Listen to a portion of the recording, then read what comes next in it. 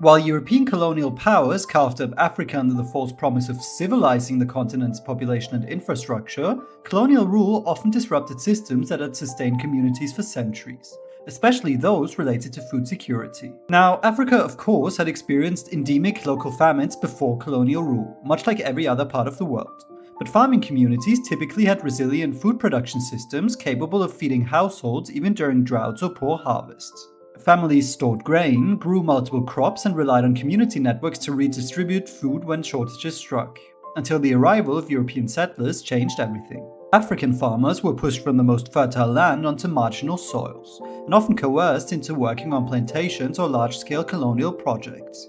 This dramatically reduced local food yields.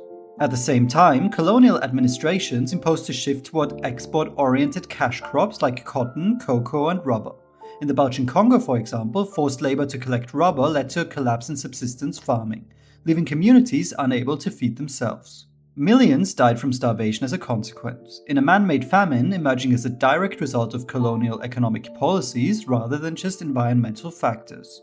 The consequences of this shift persist today. Much agricultural land in Africa is still controlled by multinational corporations, focused on large-scale exports rather than local food security. African economies remain heavily dependent on volatile commodity markets, which can exacerbate hunger when prices fluctuate or yields fail. In short, colonialism didn't create famine in Africa, but it transformed it from a local seasonal challenge into a structural, systemic problem, leaving lasting vulnerabilities in food production, land ownership, and economic stability. Now, as always, thank you for watching, and if you enjoyed the video, please like, comment, subscribe, and become a channel member to support the work we do.